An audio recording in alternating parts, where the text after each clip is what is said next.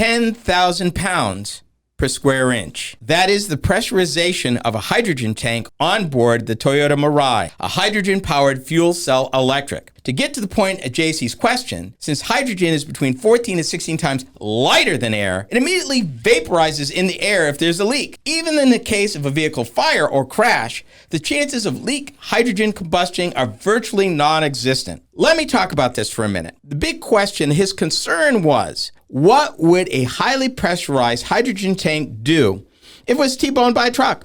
Would it explode? Here's what I learned, because I did a lot of research in prep for his question. And what I learned about hydrogen being lighter than air, as opposed to gasoline. And I'm going to make the distinction, because typically you think about a very flammable liquid. And by the way, hydrogen is 10 times more flammable than gasoline. But the difference is because it's lighter. Two things happen. Let's talk about the tank itself. First of all, the average hydrogen tank that is on board a car is made of fire-resistant and fire-retardant materials. It's usually multi-layered and is usually designed to withstand just incredible pressures. They design it that way, particularly if it's dented or crashed. In fact, in more than one example in my research, they talk about actually shooting the thing with a high-powered rifle and having the bullet actually penetrate the tank. Here's what happens, and I'm gonna give you the situation in most cases, and I'm gonna give you the one situation where hydrogen could be a problem. What happens typically if the tank is ruptured or deformed, severely damaged? These tanks are equipped with safety valves. If the pressure in the tank exceeds a certain level, the valves go, all the hydrogen is vented. If it's vented in open air, it does not pool, it does not gather, it does not cloud, it dissipates. Because remember, it's lighter than air. It dissipates into the air. The only way hydrogen could be a problem is in a situation where it is confined, where it has no place to escape. An open air situation like a car wreck, no. Even if the hydrogen catches fire, it will dissipate. It will not explode or combust. It will just dissipate in the air. Let's talk about gasoline for a minute. The thing with gasoline is heavier than air. And hydrogen's a gas. Gasoline is a liquid. Even gasoline vapor would pool underneath the car, giving it time for either the vapor or the liquid to ignite, hence why a gasoline fire is much worse than any hydrogen issue. So why British people call gas petroleum? Petrol. Or petrol, yeah. Petrol. You know. I've read and I've read and I've read. And the issue I keep seeing is that, one, hydrogen gas is pressurized at about 700 bar of pressure and stored in a cryogenic tank. To generate torque, gas is fed to a lower pressure cell and put through an electrical chemical reaction to generate electricity. That is how a fuel cell works. Because hydrogen is so many times lighter than the atmosphere, it immediately vaporizes into the air if there's a leak. Even in the case of a vehicle fire, the chances of leak hydrogen combusting is virtually non-existent. In addition, there are multiple real-time sensors that detect any leakage on the fuel tank, feed system, and fuel cell stacks.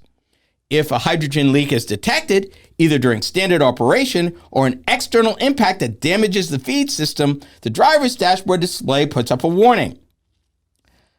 If fire causes the temperature around the hydrogen fuel tank to elevate to excessive levels, the detection system force expels the hydrogen from the tank into the atmosphere. Due to these redundant safety features, the tanks will not explode even if the vehicle undergoes complete incineration. Even if the entire car is on fire, the hydrogen tank will not explode. The tank itself is covered in a fireproof coating.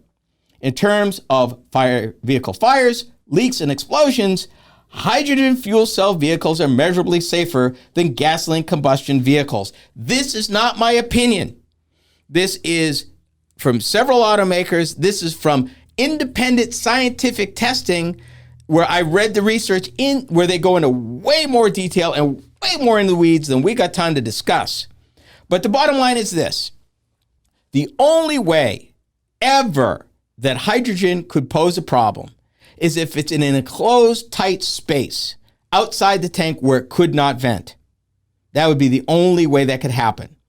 In most cases for a car, and that does not include, by the way, a car garage, because you're going to think that, no, we're not talking about that. That's not even tight enough. Because in even a public garage or even in your home garage, there's enough airflow through the thing that the hydrogen would still dissipate. And the case of the car just sitting there and suddenly catching fire, no, that's not going to happen. If there is a leak in the system's designed to force expel it if it approaches some sort of critical pressure where it might explode or catch fire. It just won't happen. They're engineered that way.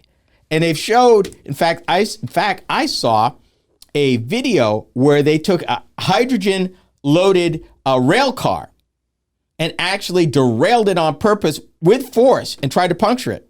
Didn't explode or catch fire. They showed an example, and there's one scientific example that I read. They showed a car, a gasoline-powered car, and a hydrogen fuel cell car. Both had their tanks punctured, and they timed it. The hydrogen, even though it did catch fire, vented into the atmosphere, and the car didn't catch fire. The gasoline-powered vehicle, the gasoline pooled underneath it and involved the entire car. And I mean, I see this time and time and time again. The hydrogen containment system in most of these cars are designed to suppress any leakage to 1/60th of government policy standards for hydrogen leakage. They're not even getting near the federal standard. And the safety has been verified many times over. Even if you are in the kind of crash that basically totals the car, your hydrogen tank will not blow up on you.